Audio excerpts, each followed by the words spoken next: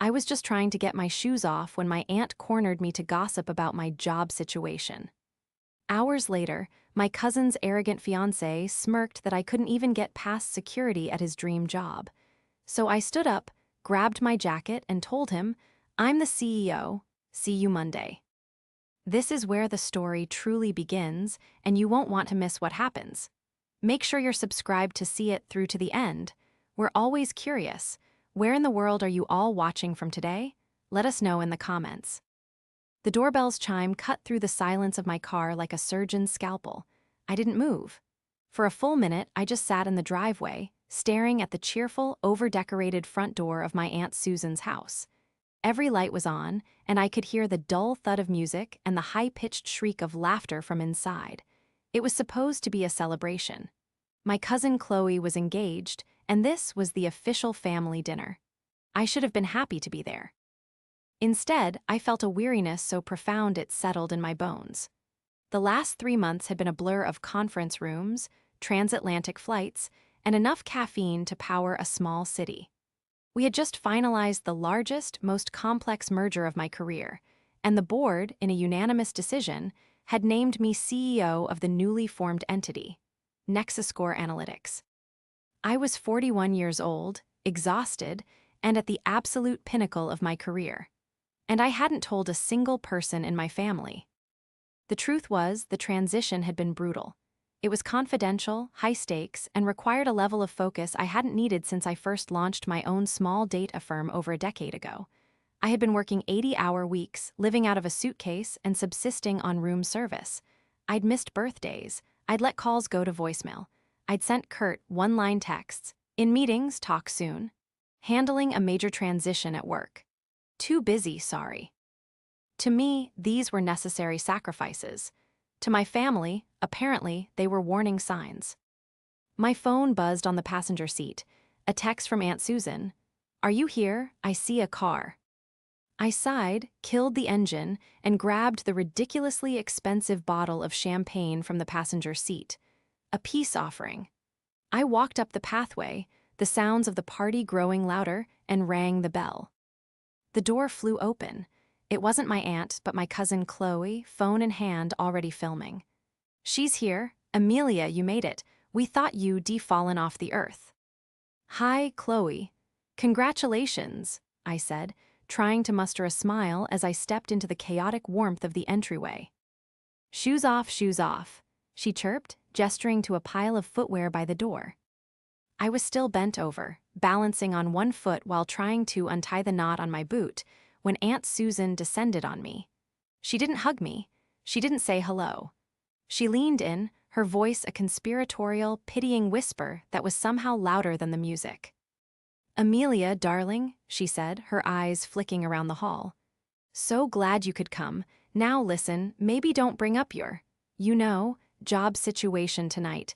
It'll just depress the kids. It's a party after all."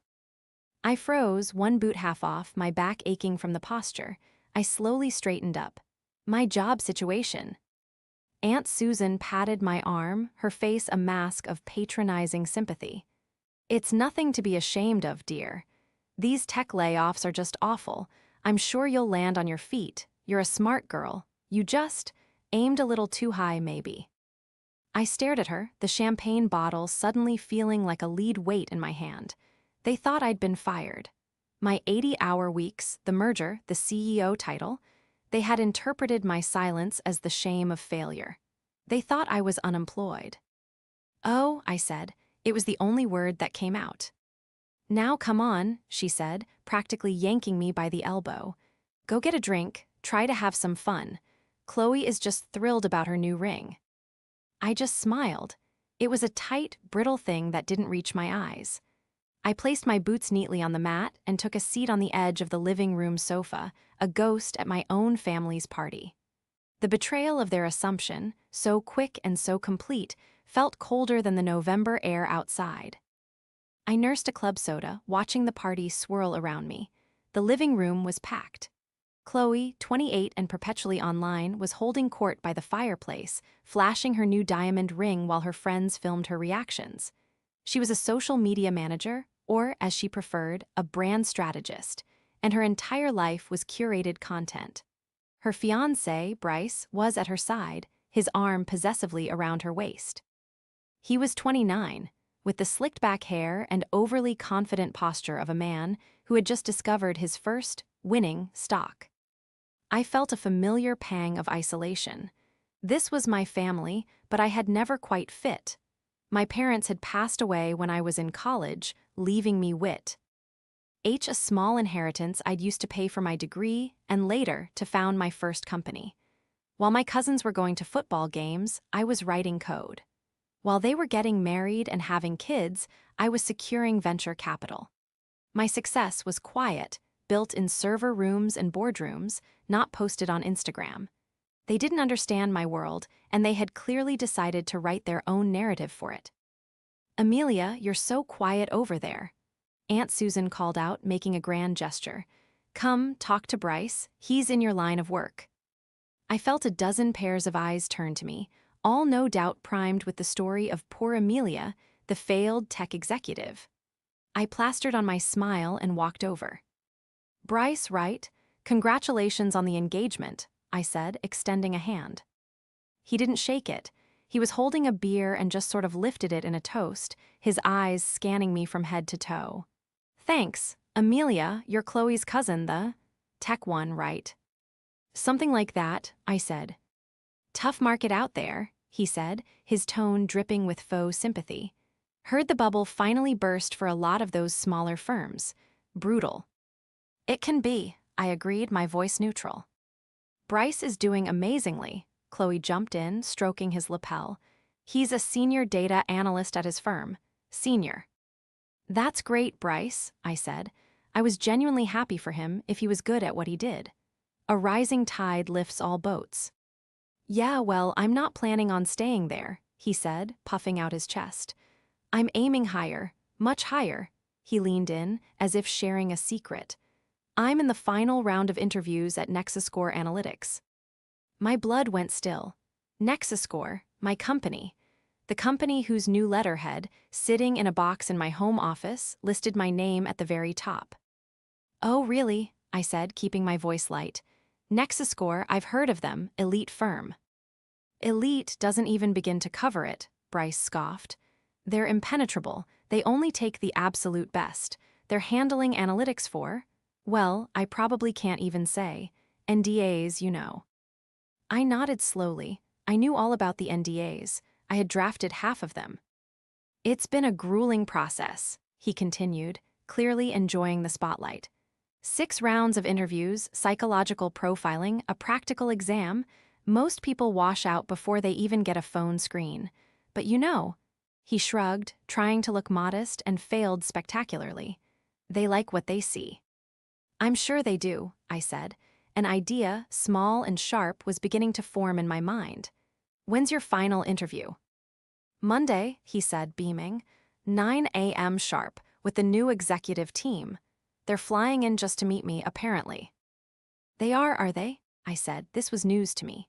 My calendar for Monday morning said 9:00 a.m., final interview B. Keller's data analyst candidate. Bryce Keller's, this was Bryce. My internal thoughts crystallized, no longer a vague idea but a hard, clear plan. They had forgotten one crucial thing. They saw me as a failure, a cast-off. They had forgotten who I was, what I had built, and what I was capable of. They had forgotten that in my world, information was everything. "Well, Bryce," I said, raising my club soda. "Good luck, I hope it works out for you." "Thanks," he said, already turning back to his adoring audience. "But I don't really need luck. When you've got the talent, you make your own." I just smiled and faded back into the shadows of the room, the plan settling comfortably into place. The rest of the dinner was a master class in passive-aggressive pity. Aunt Susan insisted I take the most comfortable chair, the one with the lumpy cushion, as if I were an invalid. She kept piling food onto my plate, saying, "Eat up, Amelia. You need to keep your strength. You look so stressed." Every comment was a paper cut. Every look was steeped in condescension. They were treating me like a charity case, and the worst part was, they seemed to be enjoying it. My failure made their own mediocre successes shine brighter. Chloe's Instagram following and Bryce's senior, analyst job felt more significant when compared to my supposed flameout. I thought back to all the years I had supported this family. It wasn't just about money, though there was that. I'd paid for Aunt Susan's realtor certification classes. I'd quietly covered the down payment on Chloe's first condo when she'd complained about rent, framing it as a family investment. I'd hosted Thanksgiving every year at my large, empty house because they loved the space. I'd mentored Chloe's friends, written letters of recommendation, and co-signed a car loan for an uncle. My entire adult life, I had been the family's quiet, reliable safety net. The moment I went dark for 3 months to handle the single biggest challenge of my career, they hadn't given me the benefit of the doubt. They hadn't called to ask if I was okay.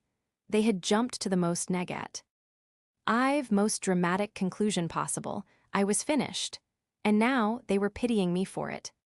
The main course was cleared, and Aunt Susan brought out a cheesecake. This was Bryce's cue to resume his performance. "You know, the real problem with the tech industry," he announced, tapping his fork on his plate, "is all the dead weight. People who got in early, got lucky, and then just coasted. The new generation, my generation, we're all about disruption. We're lean, we're agile, we don't wait for a handout." He looked directly at me. "Bryce is so right," Chloe gushed, hanging on his arm. "He works so hard. He's always reading, like business books. He told me that Nexus Score is planning a huge restructuring. They're clearing out all the old management, all the people who can't keep up." "It's true," Bryce said, nodding sagely. "The new CEO, whoever they are, is supposed to be a total shark, firing half the legacy staff from the merger. That's why they want me. They need fresh blood, people who actually understand the new data paradigms." I took a small bite of cheesecake. It tasted like ash. Bryce was, of course, completely wrong. The merger was about integration, not elimination. We were expanding our teams. The shark CEO me was currently finalizing a benefits package that was the most generous in the industry, precisely to retain our legacy staff, whose expertise was invaluable. The fresh blood he was talking about was meant to supplement, not replace. He was just repeating buzzwords he'd read in a blog post, trying to sound important. And he was using this fantasy to paint me as obsolete. "He's just so brilliant," Aunt Susan sighed, her eyes practically sparkling at her future nephew-in-law. "It's so wonderful that Chloe found someone so ambitious, so secure." The implication hung in the air, thick and suffocating, unlike Amelia. Bryce, who I now recognized as the primary antagonist of my evening, wasn't just arrogant. He was deliberately cruel. He wasn't just trying to build himself up. He was trying to do it by standing on my perceived grave. He wasn't just a blowhard. He was a vulture. He leaned across the table, his smile all teeth. "Don't worry, Amelia. I'm sure there's still a place for people with your experience. Maybe in consulting or a community college, you could teach maybe." I looked at him, really looked at him. He was a perfect specimen of mediocre confidence. He wasn't brilliant. He was just loud. He had a mid-level job at a no-name firm and had somehow bluffed his way into a final interview at my company. He had no idea what new data paradigms meant. He was a script reader, not a strategist. "Thank you, Bryce," I said, my voice perfectly even. "I'll keep that in mind. Teaching sounds fulfilling." He sat back, smug, clearly believing he had won the exchange. He thought he was the shark. He had no idea he was the minnow, and he was swimming in my ocean. My phone vibrated in my pocket. A text from my new COO. "Final prep for Monday 9 a.m., candidate file attached." I glanced at the text, then back at Bryce, who was now telling a loud, boring story about his golf swing. The trap wasn't just set. The bait was in my hand. The drive home was quiet. The anger and hurt from the party had cooled into a hard, dense core of resolve. The passive victim who had sat on the couch and accepted their pity was gone. The CEO was back in control. I walked into my dark, silent house, flipped on the lights in my home office, and sat down at my desk. My monitors glowed to life. "Okay, Bryce Kellers," I whispered to the screen. "Let's see who you really are." I opened the text from my COO and downloaded the candidate file. Bryce's resume was impressive on paper. He'd graduated with honors. He had all the right certifications. His current title of Senior Data Analyst was prominently displayed. His cover letter was a masterpiece of corporate buzzwords, hitting every single keyword we looked for: synergy, scalability, proactive, data-driven. But something felt off. He claimed expertise in 3 proprietary analytics models, 2 of which were brand new and highly complex. My own teams were still getting up to speed on them.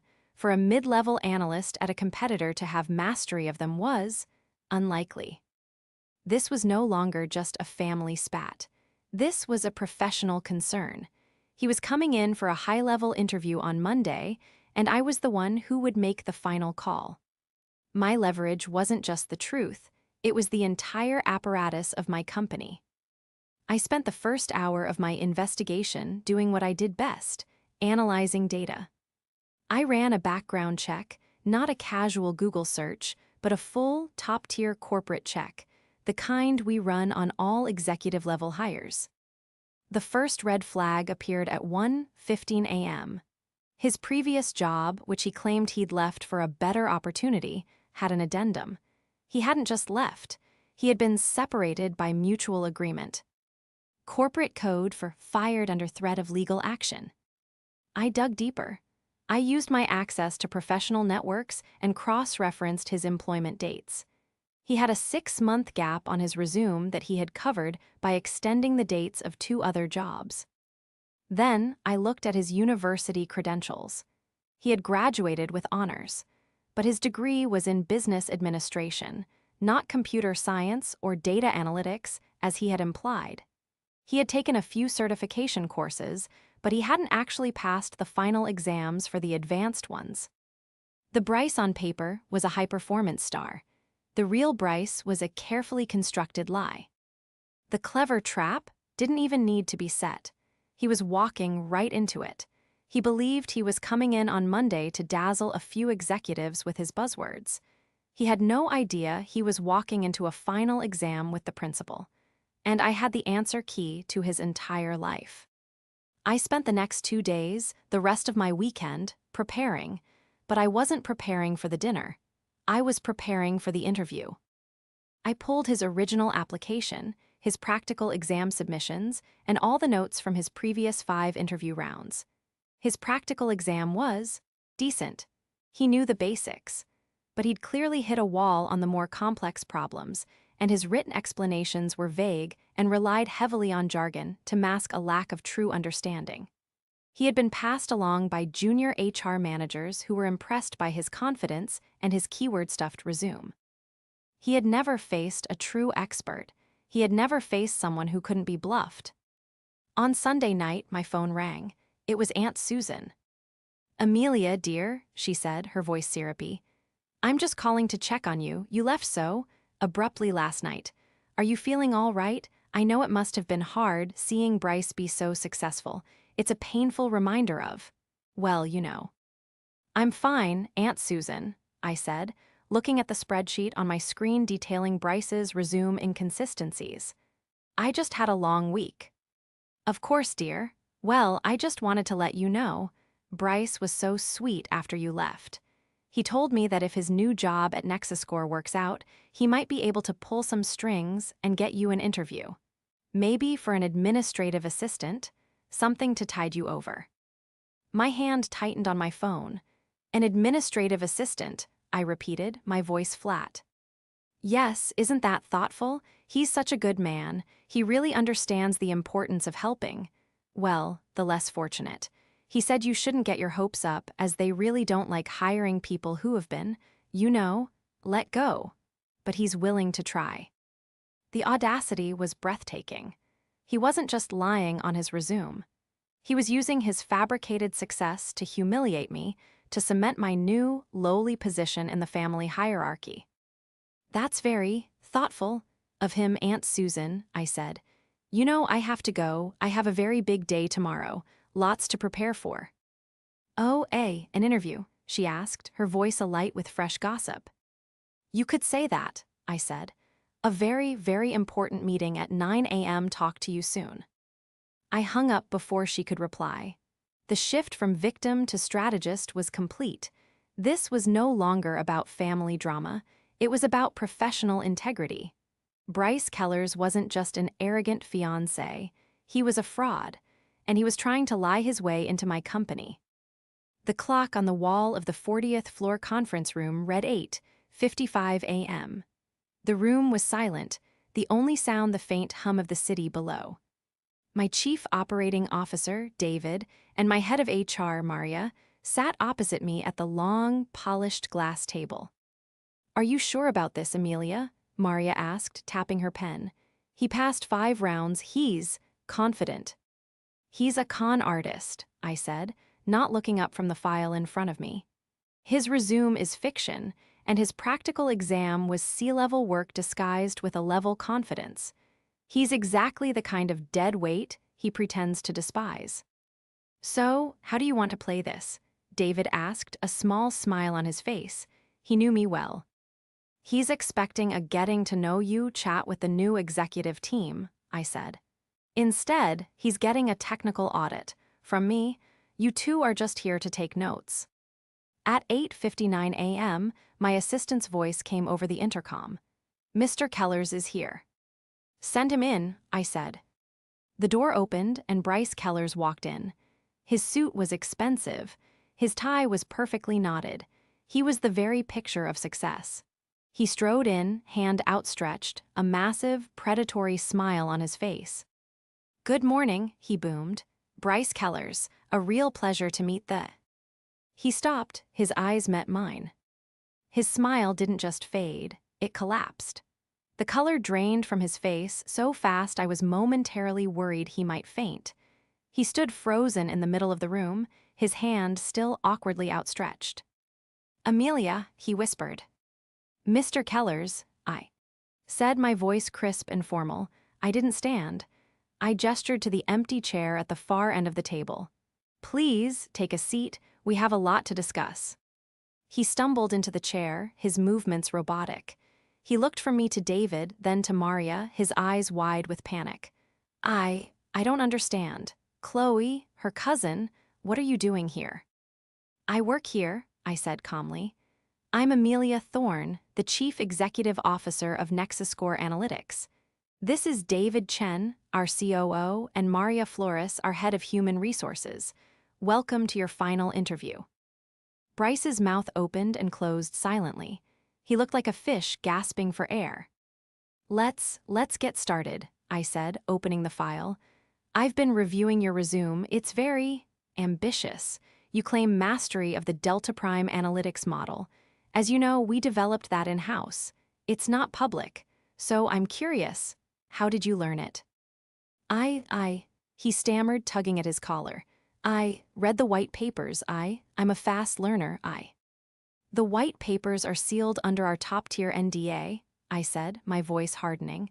"They have not been released, not even to our partners, so I'll ask again, how did you learn it?" It was a different model. Similar, I must have. Confused the names, he managed, his voice cracking. "Confused the names," I repeated. "I see. Let's move on to your practical exam. Page 4, your solution for the logistics optimization problem. You used a recursive algorithm here." I pushed the document across the table. "It's an interesting choice, but it's highly inefficient. It would crash our servers in under a minute.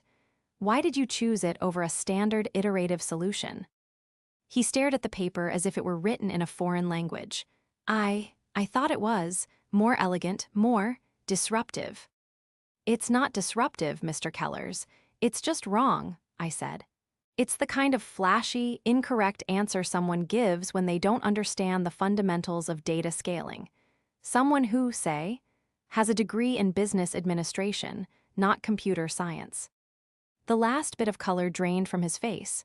How did you?" "Now let's talk about your previous employer," I continued, relentless. "Transglobal Data. You've listed here that you left for a better opportunity. We found it odd that you left a senior analyst position to take a 6-month sabbatical before finding your next role." A sabbatical you conveniently forgot to put on your resume. I was traveling, he yelped, his voice high-pitched. I was finding myself.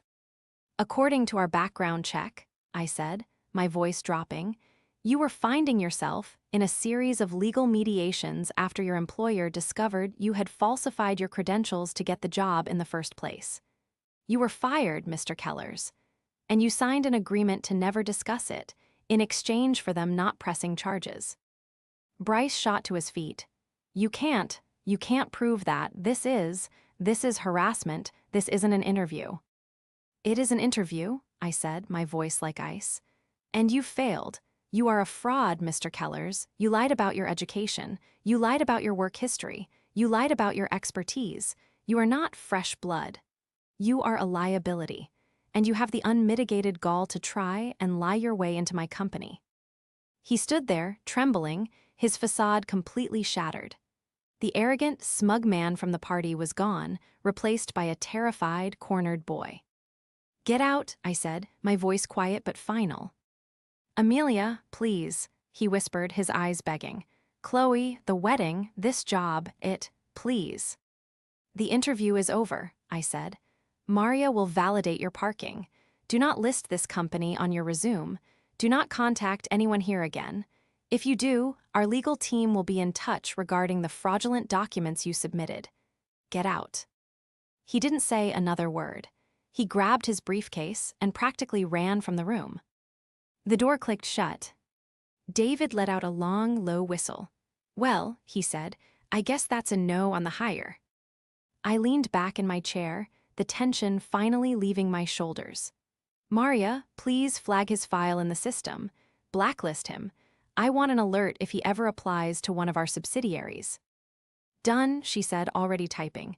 Amelia, that was intense. He earned it, I said, but as I looked at the empty chair where he'd been, I didn't feel triumphant. I just felt tired, and I knew the worst part wasn't over. Now, I had to deal with my family. The fallout was immediate. By the time I got home that evening, my phone had 17 missed calls. 15 from Chloe, 2 from Aunt Susan. A wall of text messages had flooded my lock screen. Chloe, what did you do? Chloe, Bryce just came home. He's a mess. Chloe, he said you humiliated him. You set him up. Chloe, you're a horrible person. Chloe, how could you be so jealous? You got fired, S. Oh, you decided to ruin his life? Aunt Susan, Amelia, this is unacceptable. You owe that boy an apology. Chloe, he said you used your old contacts to sabotage him. You're sick. Sick. I silenced my phone and put it on the kitchen counter. I made myself a cup of tea and sat in the quiet of my living room, watching the city lights flicker on.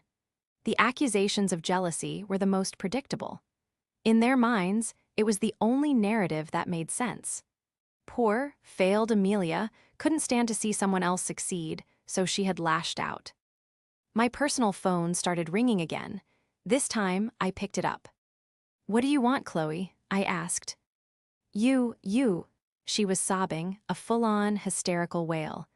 You ruined everything. Bryce lost the job. That was our future, he said you. You told them lies about him. You're a monster.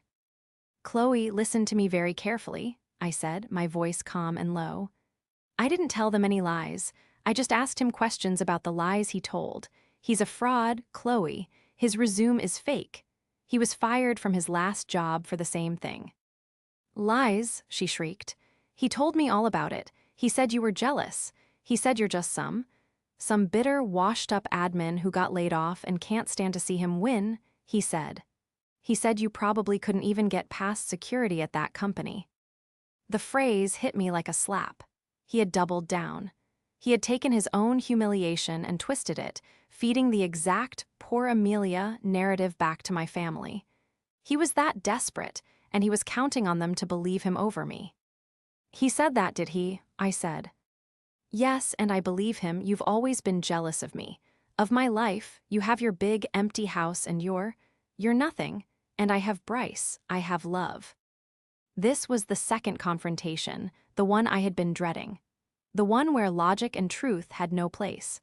Chloe wasn't just defending her fiancé, she was defending her entire, carefully curated life. His success was her success.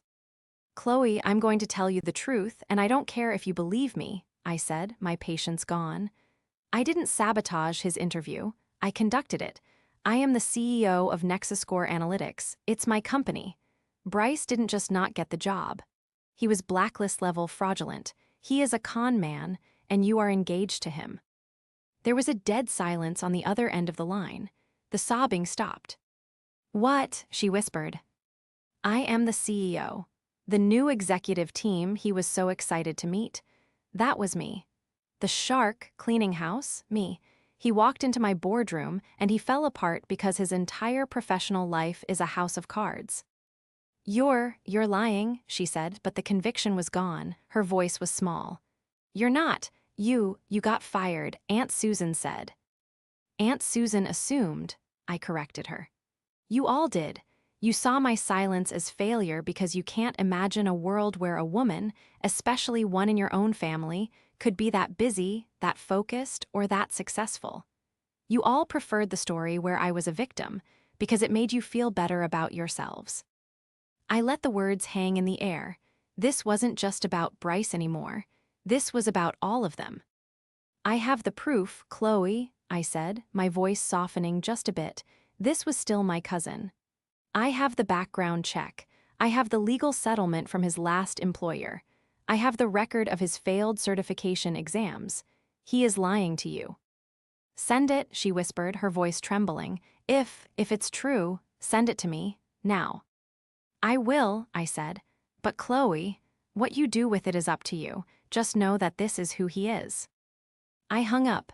I walked back to my office, compiled the non-confidential parts of the background check, the employment gap, the public record of his degree versus his claims, the lack of certifications, and I bundled them into a single, password-protected file. I sent it to her email with a simple message. "The truth, I'm sorry." I didn't know if she would believe it. I didn't know if she would stay with him, but I had laid my case. The spell of the charming, successful Bryce was broken, shattered by a few simple, irrefutable facts. The rest was up to her. 2 weeks passed in silence. I threw myself back into my work, finalizing the merger, integrating the teams, and trying to forget the toxic mess of the party. I hadn't heard a word from Chloe or Aunt Susan. The text messages had stopped. It was a strange, cold truce. Then I got an invitation. It was a formal, cream-colored card, embossed with gold. "You are cordially invited to celebrate the engagement of Chloe and Bryce." It was for a party that Saturday, at a fancy downtown restaurant. My stomach churned. They were still together. Chloe had seen the proof and had chosen the lie, or, worse, Bryce had somehow convinced her that was fake, too. A handwritten note was at the bottom of the card, in Aunt Susan's loopy script. "Amelia, please come, it would me. N so much to Chloe to have all the family there. Let's put that unpleasantness behind us." Unpleasantness, that's what she called it. My failure was gossip, my truth was unpleasantness. I knew exactly what this was. This wasn't an olive branch. It was a public execution. They were going to announce the engagement, Bryce would be at Chloe's side, and my presence would be a signal of my surrender. I would be the sad, lonely cousin, forced to attend and applaud the success of the man I had failed to sabotage. They were building a narrative, and I was being cast as the villain who had seen the error of her ways. I was not going to let that happen. I RSVP'd, yes. Saturday night, I didn't dress like poor Amelia. I wore my CEO armor, a sharp, black designer pantsuit, heels that clicked with authority on the marble floor, and my hair pulled back in a sleek, professional knot. I walked into that private dining room, and the conversation stopped. Aunt Susan, Chloe, and Bryce were at the head of the long table, surrounded by extended family and friends. Bryce was holding a champagne flute, a smug, triumphant smirk back on his face. When he saw me, his smirk widened. He thought I was here to beg forgiveness. "Amelia," Aunt Susan trilled, rushing over, "you look so nice. We're all so glad you came to your senses." "I'm just here to celebrate, Aunt Susan," I said, my voice pleasant. I took a seat. I endured the toasts. I listened to Chloe's friends gush about the ring. I listened to Bryce talk loudly about the toxic work culture at NexusScore and how he had dodged a bullet. He described the executives as bitter, unqualified, and jealous. He never looked at me, but every word was for me. Finally, after the main course, Aunt Susan stood and tapped her glass. A toast to the happy couple, Chloe and Bryce. We are so thrilled to welcome Bryce into our family. A man of such integrity, such ambition, and such success. We are all so lucky to know him. Everyone clapped. Bryce stood up, kissed Chloe, and raised his glass. Thank you, Susan, and thank you, everyone. It means so much to have your support, especially after the challenges of the past few weeks. As many of you know, I was recently targeted by a very jealous, unstable person. Someone who couldn't stand to see me succeed. But truth and talent always win out. And I'm happy to announce that I've just accepted a senior director position at Omni Group, a true leader in the tech space. My future, our future, has never been brighter. He looked directly at me, his eyes full of malice. This was his checkmate. He had a new, bigger job title. He had my family. I was, in his mind, utterly defeated. I stood up. The room went quiet. I picked up my water glass. I'd like to make a toast too, I said. Bryce's smile faltered. Chloe looked terrified. I'd like to toast. To the truth, I said, my voice ringing out in the silent room. Bryce, congratulations on the new job at Omni Group. That's a fantastic company. They're one of our biggest clients. I let that sink in. Bryce is right, I continued, pacing slowly along the table. He was targeted, but not by a jealous person. He was targeted by his own lies. He wasn't headhunted by Omni Group. He was placed. What are you talking about, Amelia? Aunt Susan snapped. Sit down, you're embarrassing yourself. I'm not embarrassed, Auntie, I said. But Bryce should be. You see, after he was removed from my building for resume fraud, I was left with a problem. He was, as you said, family. So I made a call, not to hurt him, but to manage him. I turned to Bryce, whose face was now sheet white. I called the CEO of Omni Group, an old friend of mine. I told him I had a unique candidate, a man with a gift for creative storytelling on his resume. I told him this man was engaged to my cousin, and I would consider it a personal favor if he could find a place for him, a place where he couldn't do any real damage, a place where his senior director title was just words on a business card, with no actual team and no access to sensitive data. I looked at Bryce. I believe the position they created for you is in Special Projects Outreach, which, translated, means you'll be running the company's charity bake sales. Your boss reports to my head of client relations. I get a weekly report on your performance. And your salary? It's being billed to a consulting fee that comes directly out of my company's discretionary account. You don't work for Omni Group, Bryce. You work for me. The room was ice cold. No one moved. You, Bryce stammered, his voice choked. You're welcome, by the way, I said. You wanted a high-paying job at an elite firm, you got it. The only catch is that you actually have to be there every day from 9 to 5.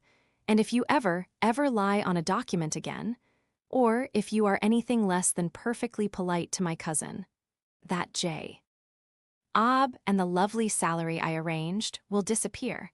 Your career won't just be over. It will be legally and permanently dismantled. I turned to Chloe. Her face was a mask of shock, tears streaming silently down her cheeks. She wasn't looking at me. She was staring at Bryce, seeing him for the first time. She slowly, deliberately pulled the diamond ring off her finger. She didn't throw it. She placed it, very gently, on the table in front of him. We're done, Bryce, she whispered. Then she looked at me, her eyes filled with a devastating mix of shame and gratitude. I put my water glass down. My apologies to the rest of you for the unpleasantness, I said, echoing my aunt's words. Please enjoy the dessert. I grabbed my jacket from the chair. As I walked out of the room, the silence was absolute, broken only by the sound of my heels clicking on the floor. The day after the party, Chloe showed up at my front door. She was alone, wearing sunglasses despite the overcast sky, and holding a small, overnight bag. Can I stay here?" she asked, her voice hoarse from crying. I can't be at my apartment. He's there, packing. I have nowhere else to go." I didn't say anything. I just stepped aside and held the door open for her. For the first 2 days, she barely spoke. She slept in the guest room, drank the tea I made her, and stared out the window. On the 3rd day, I came home from work to find her in the kitchen, attempting to make pasta. "I'm so sorry, Amelia," she whispered, not turning around.